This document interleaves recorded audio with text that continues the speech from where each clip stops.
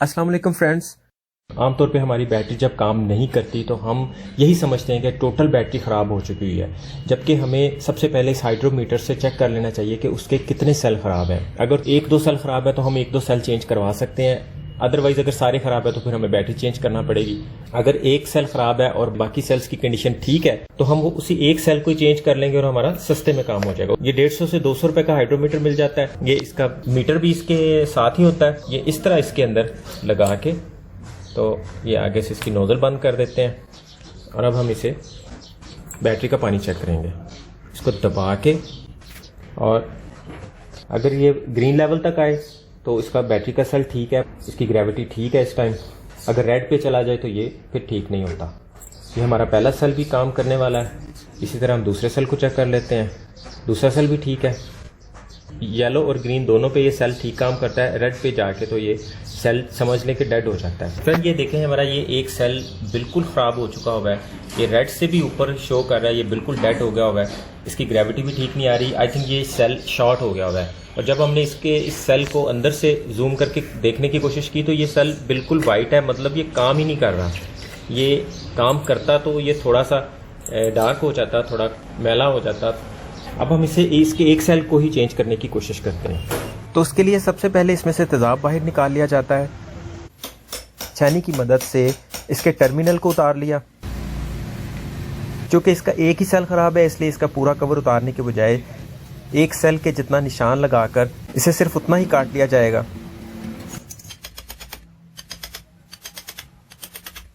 और फिर जिस तरह पूरे कवर को उतारा जाता है इसी तरह सिर्फ उतना सा कवर उतार लिया जाएगा। जब भी एक या दो सेल ख़राब होते हैं तो वो यूपीएस या आपकी किसी गफलत की वजह से ख़राब नहीं होते, ये मैन्युफैक्चरिंग फॉल्ट की वजह से ख़राब होते हैं। क्योंकि अगर आपकी वजह से ख़राब हो तो बैटरी के सारे सेल ख़राब होने चाहिए, जिसमें ओवर चार्जिंग और लो चार्जिंग है। लो चार्जिंग की वजह से बैटरी के सेल हार्ड हो जाते हैं और ओवर चार्जिंग से बैटरी के सेल डेड हो जाते हैं। तो फ्रेंड, बैटरी के इस सेल में शॉर्टेज की वजह से इसके प्लस के पॉइंट यहाँ से गलना शुरू हो गए थे। आप इस तस्वीर को गौर से देख लें। नेक्स्ट हम आपको दिखाएंगे देसी बैटरी बनाने वाले किस तरह आम लोगों से फ्रॉड करते हैं। अगर आपकी बाकी की प्लेट्स अच्छी हालत में है फिर तो आप खराब प्लेट को छेनी की मदद से दूसरी प्लेट से अलग कर सकते हैं, लेकिन अगर दूसरी प्लेट ज्यादा अच्छी हालत में नहीं है तो फिर आपने यहाँ से आरी के ब्लेड से इस जगह से काटना है।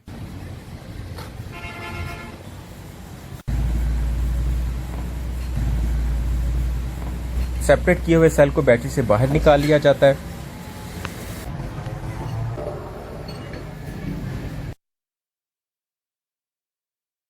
इसके अंदर लगी हुई प्लेट्स काफी हद तक खराब हो चुकी हुई हैं। इसकी जगह पे ये वाली प्लेट्स लगा दी जाएंगी। बैटरी को अंदर से धो के इसमें से कचरा वगैरह निकाल लिया जाता है। बैटरी के हर बॉक्स में माइनस और प्लस की दो प्लेट्स को आपस में जोड़ के इसके अंदर फिक्स किया जाता है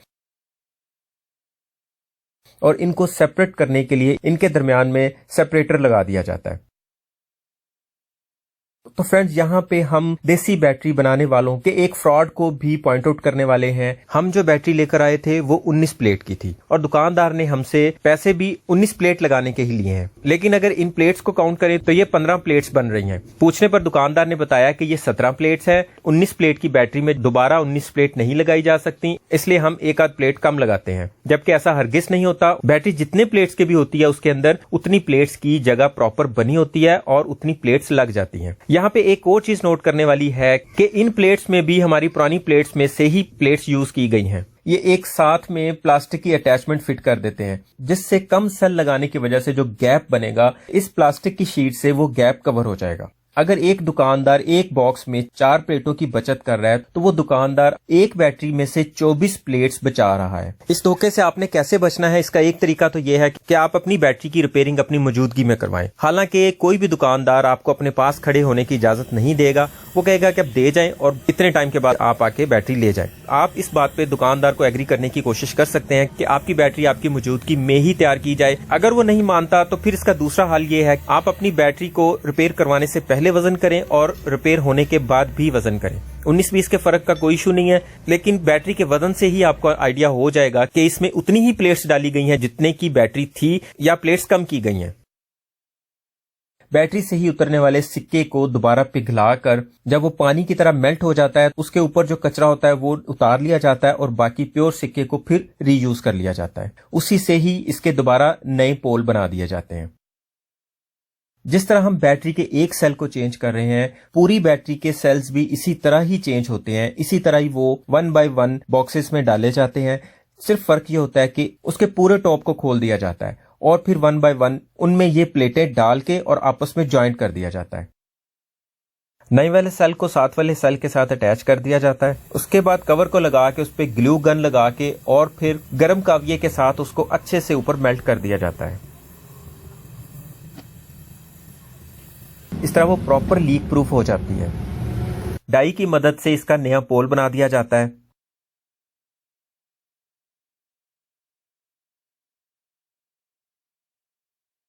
इसके बाद बैटरी में तेजाब डाल के तो इसे कम से कम 2 से 3 घंटे के लिए चार्जिंग पे लगा दिया जाता है। हमने इस बैटरी को 2 से 3 घंटे के लिए चार्ज कर लिया और इसके नए वाले सेल की ग्रेविटी भी चेक कर ली, वो भी ठीक आ रही है। अब ये बैटरी बिल्कुल ठीक काम कर रही है। इस तरह हमारे सिर्फ 1000 रुपए में हमारी बैटरी फिर से जिंदा हो गई है। कम से कम ये 1 सीजन तो और निकाल ही जाएगी। उम्मीद है आपको वीडियो पसंद आई होगी। आज के लिए इतना ही। वीडियो पसंद आए तो इसे लाइक और दोस्तों में शेयर लाजमी कीजिएगा। चैनल को सब्सक्राइब भी लाजमी कर दीजिएगा। अपना और अपनों का ख्याल रखिएगा। बहुत बहुत शुक्रिया। अल्लाह हाफिज।